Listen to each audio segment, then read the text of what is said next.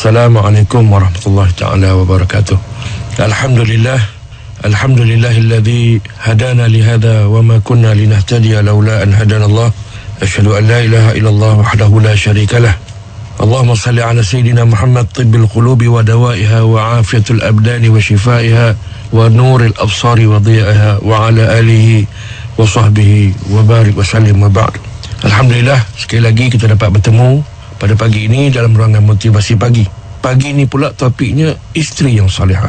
Sedang pendengar sekalian, qala Rasulullah SAW, ad-dunya mata' wa khairu mata'iha imra'atun salihah. Yang bermaksud, atau kama qala sadaqa Rasulullah SAW, sabda Nabi yang bermaksud bahawa dunia ini semuanya adalah perhiasan.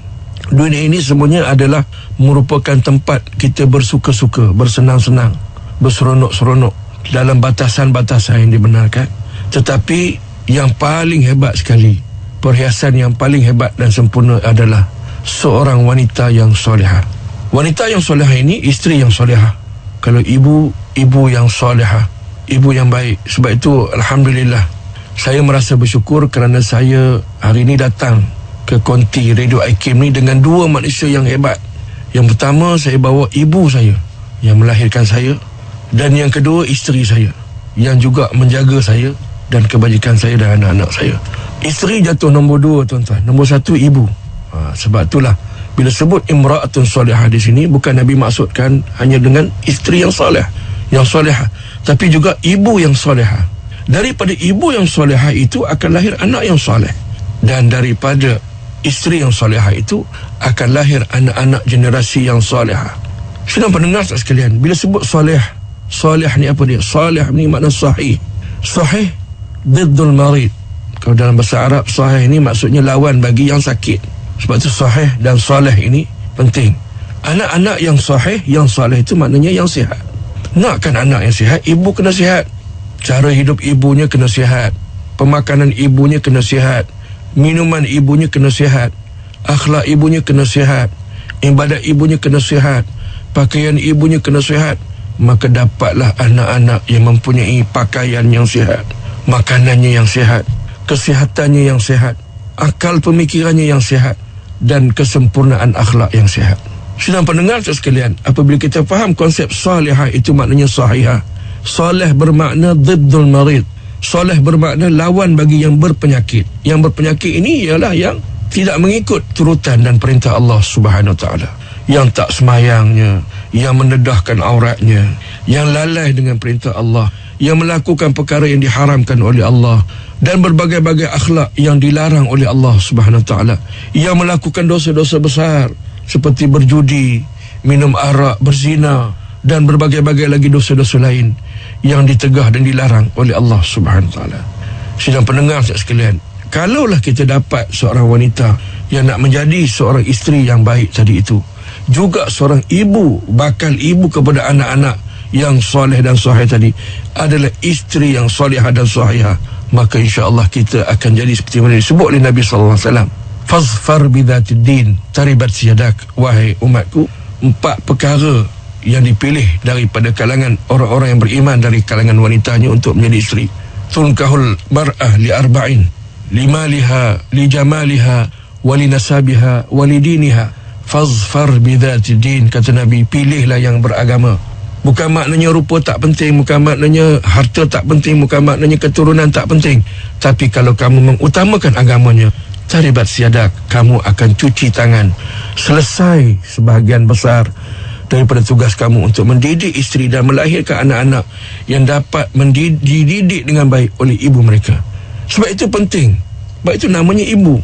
Ada ibu jari, ibu penyakit, ibu penawar. Sebab itu dinamakan ibu.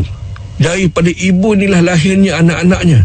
Daripada ibu inilah punca segala masalah ataupun punca segala penyelesaian. Sebab itulah perkataan ibu itu sangat penting.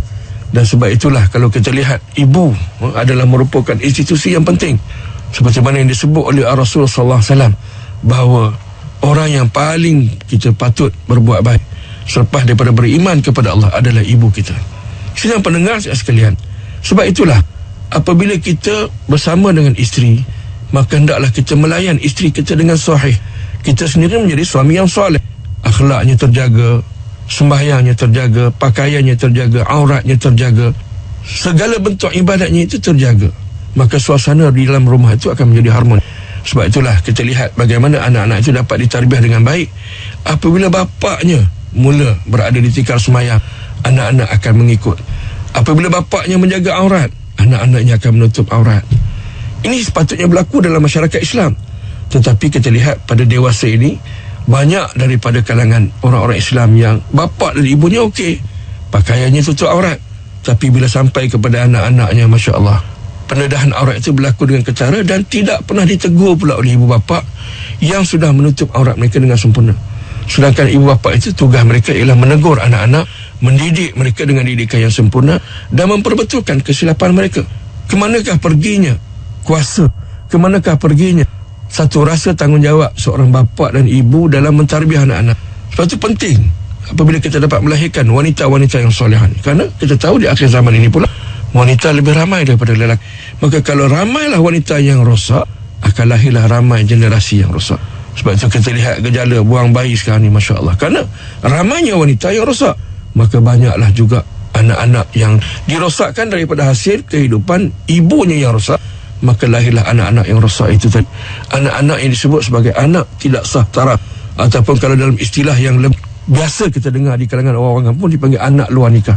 Bunyinya memang agak kasar, tapi hakikatnya itulah yang berlaku. Dan kita tidak mahu sehingga satu golongan daripada generasi kita itu nanti didominasi oleh mereka golongan yang tidak sah taraf ini. Terlalu ramai sangat golongan yang macam ini dalam masyarakat. Maka apabila mereka menguasai kehidupan kita, lahirlah generasi-generasi yang rosak, yang tidak soleh. Sebab itulah sebaik-baik perhiasan hidup ini adalah ibu dan isteri yang solehah.